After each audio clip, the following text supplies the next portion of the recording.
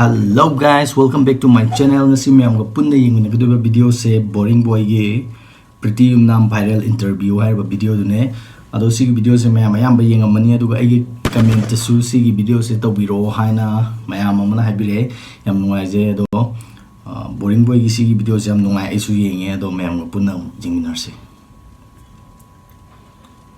Before watching this video, make sure you press the subscribe button and click the bell icon so that you never miss any video.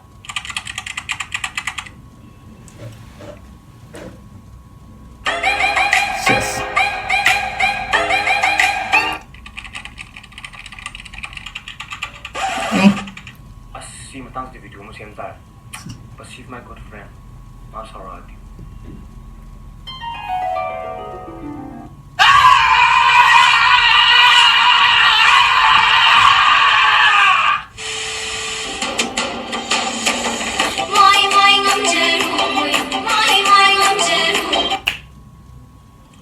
Masyado nakakisip.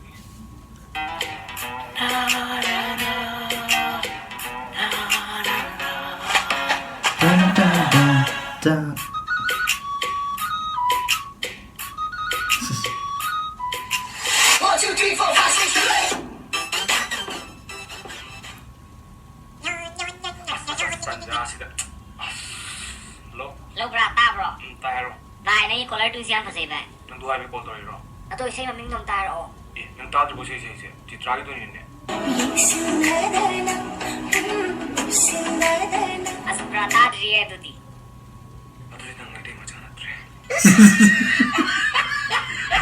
Ato bra video am tha ke ni em ta bio. Hoy tharo. A few moments later. Aise pabawa ana adum angang hengedagi class 1 ka ko matamda class 10 gi English grammar lo shalale भाई मारो मुझे मारो नहीं ये मजाक हो रहा है कि हम यहाँ पे क्या कर रहे हैं class 10 gi grammar lo shalale matamda class 10 gi English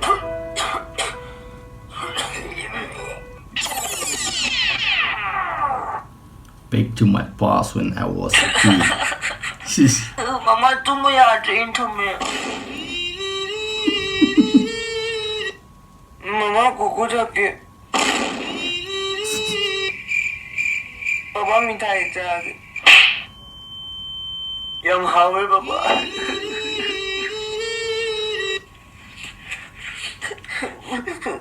मामा पापा मची भाई नहीं है A few moments later.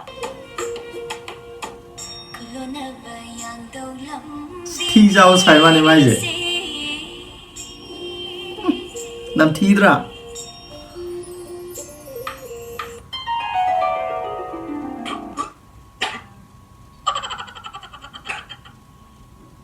Mina class 1 then mina class 10 in grammar to kore. And here I am, a useless person. Kangen manung de ni. Tu kana de. Game nga kap ke.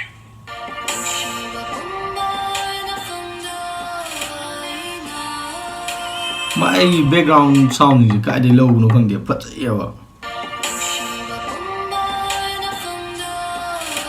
It was at this moment that he knew he fucked up. Mina class 1 then mina class 10 in grammar ya dunan ko. Before subsection to by you.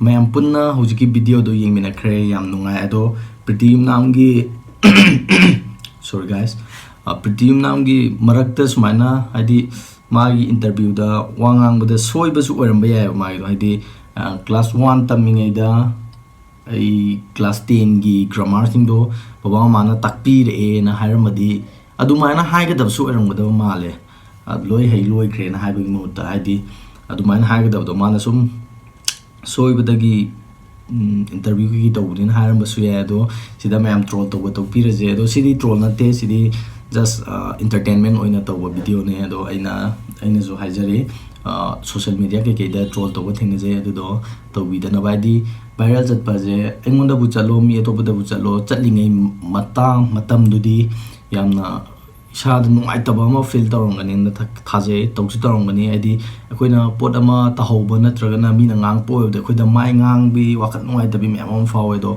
viral chatkhalla di viral ajidi jar chatlaga mi loi khanga ka done aduna mi mamanga mamana thengna ba ikai ba khotpa adum mayam am lerpe aduna yarige troll tawje tokpiraga nadi encourage on the with AC soire bu haraga so sumana haiga da bor madi adu tawgadawni na haiba da hena fai troll tawje toje ni mingonda chida khothana tawbibje ai orsu nungai roi isa da thoga di amhena nungai ro aduna mayam gyan taminarsi haibje thamjage video se am nungai atopa mathang nungai nungai ba puthokpiro aduga mayam gi suggestion mathang tawbirak pem nungai je ado ai video matam kar thagat pang hodre adugi dong ta pum nang pio ai ge channel jita no chang ko argana subscribe tawbiramo aduga like tawbiramo video se nungai argati aduga no bu thagalak bakhang na nabi ta bell button na nabio inadi pum nang pu panthabana kurum jare